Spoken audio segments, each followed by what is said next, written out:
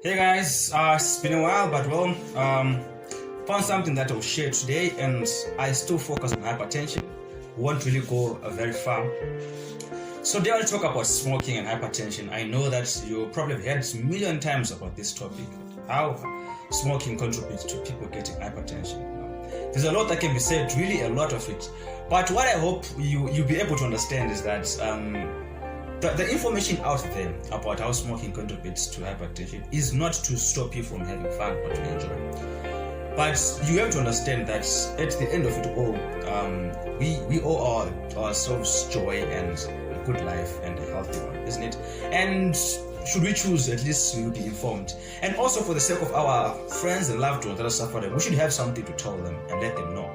So the idea is that smoking basically, depending on the type of cigarettes that you're smoking, but the thing that you're worried about, which is commonly used, is tobacco. At least in the settings where I come from around here, it's mostly tobacco and many other things. Brands change, but tobacco is the main content. So in tobacco, we have nicotine, and nicotine is a stimulant to the heart and to the brain. And also do have carcinogens, which cause cancers, and we do have many other chemicals in there. But the main problem is that nicotine, and also these chemicals which cause hardening of blood vessels. So your blood vessels basically become like, you know, a hose pipe, like you put some metal outside the hose pipe, yeah? So you basically make your blood vessels hard. So it becomes hard for your body to control your blood vessels. And also your blood vessels tend to like calcify in a way. It becomes hard for them to dilate. So basically you become in a state of hypertension. You probably should take time to understand how your cardiovascular system works, which I think we should focus on sometimes. But smoking is a serious danger. And what you need to know is that we actually do have a lot of cancers as well caused by smoking. So what they don't really tell you in that whole pack of cigarettes is that you also can get many cancers and get hypertension.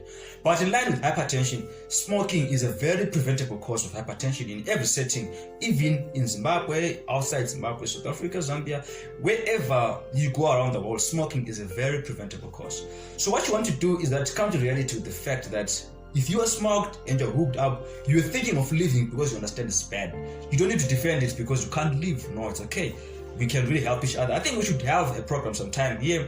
We're going to come with a program to help you even in smoking. But you need to know that smoking is harmful to health and also causes that hypertension. So you can get hypertension earlier if you're a smoker.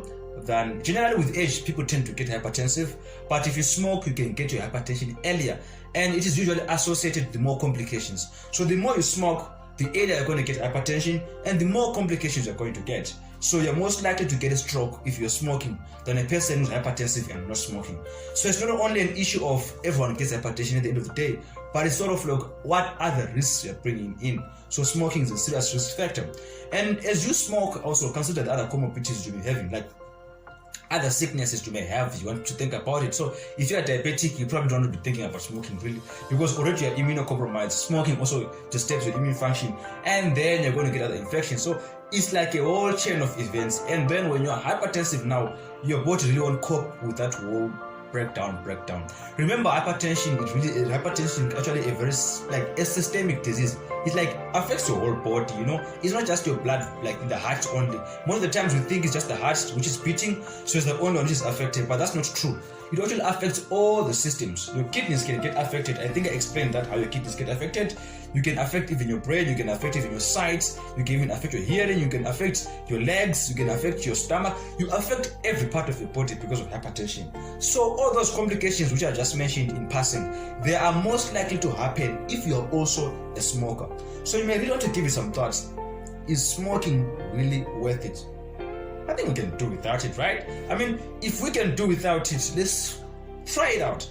You know, I think the biggest thing really is giving yourself time to think about letting this thing go. It may be hard, but it's possible to let it go. There are many benefits to it. You stop smoking, you exercise, those two go ahead, and you'll be fine. So today, the nutshell, the nugget is stop smoking.